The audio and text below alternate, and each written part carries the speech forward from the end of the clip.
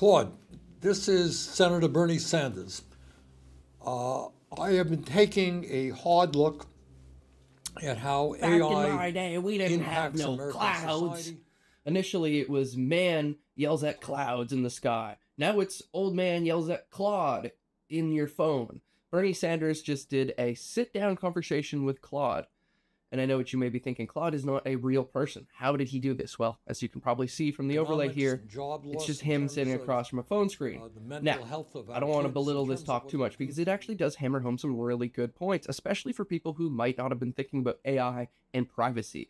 But I gotta make fun of it just a little bit because this is hilarious. So, guys, without further ado, let's get right on into this. Just how much of the information that AI collects is being used, and what would surprise the American people in terms of knowing how that information is collected? Yeah, that's the thing that would probably shock most Americans.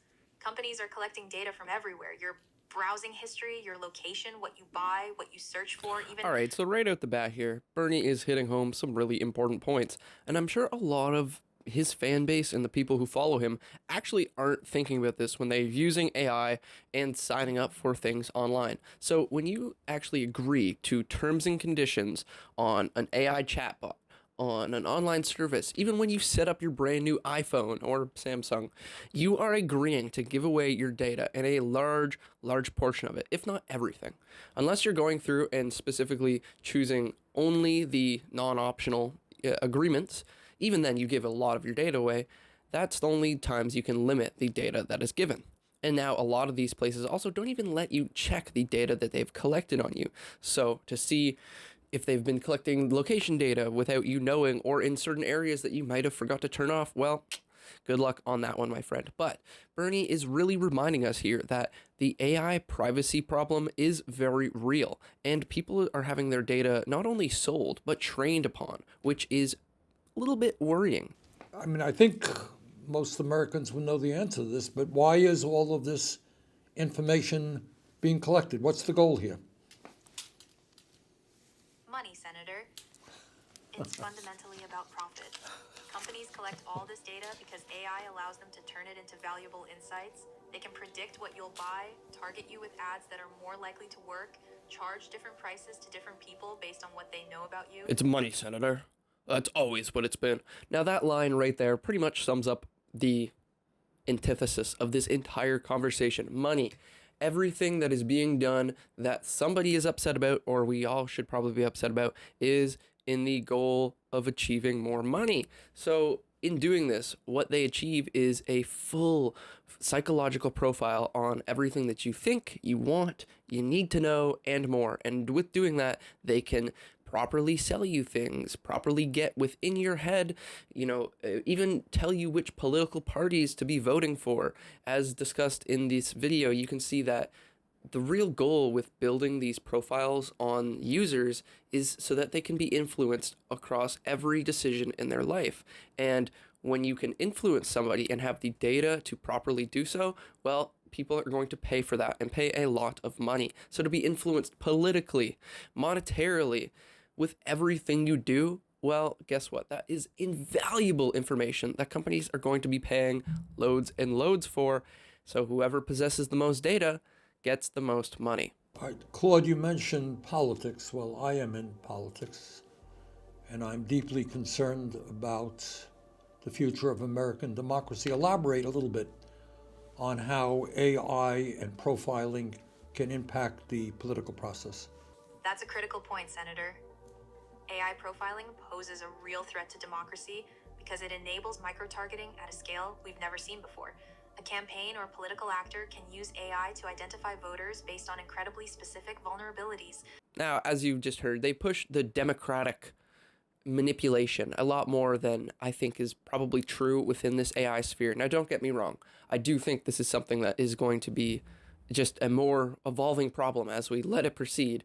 We are going to have more tailored ads and more specific political niche parties suggested to us. And everything will in turn be developed through our personal profiles that the internet companies have developed on us. but I don't think we are there just yet. You're not getting super tailored ads to sway your political opinions just yet. Like there's definitely, they probably make 10 ads and they know, okay, this is going to group A, B, C, etc. But I don't think it's getting to the point where you're getting a new AI generated ad that perfectly fits your political alignment. We're just not there yet. But he is just starting that thinking loop and telling you guys, hey, this is something that can happen in the future. It is very likely to be happening already. But the big one, and you should never forget it, is the monetary control. They want to be able to manipulate your wallet, your spending habits, everything you do with your money. Also concerned of foreign influence within these talks. If a certain company has political alignment in a certain way, that means they probably are going to be pushing those parties or those ideologies through their product more often and, trying to sway more people within that direction. Now, this is why when DeepSeek made its big, arrival on the scene, there was so much backlash from the Western companies, because obviously Western companies who have backings in Western politics are going to want to control a certain narrative. So if all of a sudden a player from the East is largely coming onto the scene and taking a lot of the customers, well, that gives them the availability to also share their doctrine or ideologies through that product, and well, Western companies obviously don't want that. So that's why there's also a fight for control at all times with this, because it does give that foreign influence and a bit of possibility for division. How can we trust AI companies will protect our privacy when they use people's personal information to make money? That's the core contradiction right there, Senator. You're asking people to trust companies whose entire business model depends on extracting value from your personal data. Now, hearing this, I think most sane users and people would be able to make the distinction that obviously a company making money on you and your private data isn't to be trusted and is definitely not holding your privacy as their number one concern. But he does make a great point here in emphasizing this, just in case you did forget. A company that is making money on your data and then telling you they care about your privacy is basically spitting in your face. Right? Can we all conceptualize that? I here am telling you, I got you, man. I'm not going to sell your data. Well, behind your back, I'm selling all of your data. What do you want to do to me? Probably punch me in the face, right? Just makes sense. So obviously, if an AI company or any tech company is doing this, we probably shouldn't be too happy with them. Claude, what you're telling me is that things are moving very quickly. People have very little understanding about the kind of information about them that is being collected and how it can be used.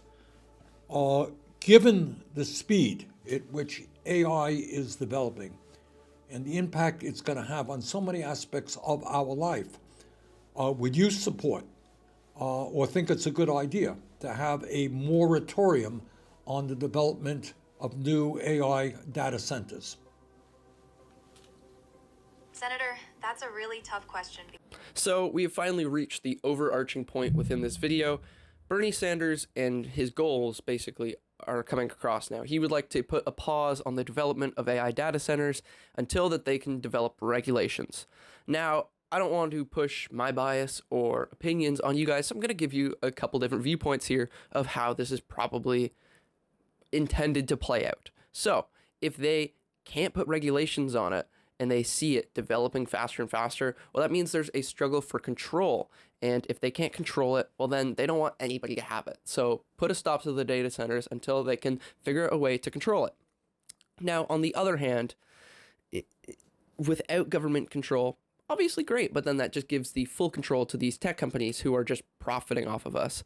So I don't know. I do think he has a point in what he's saying. We do need to sit down, create regulations, talk about this some more.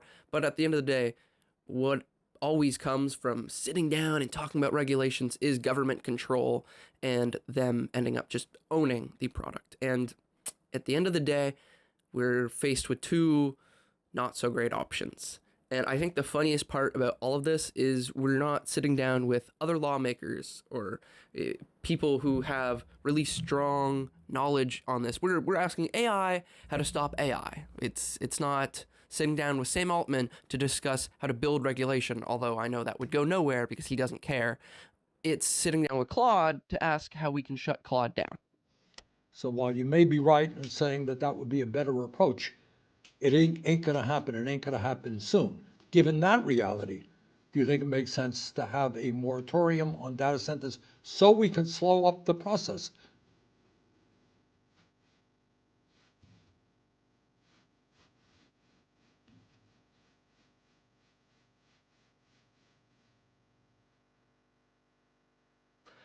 Baffles me, and that's why I had to sit down and make this video, because truly You're absolutely one of right, the Senator. funniest things to happen in the AI sphere in a long, long time.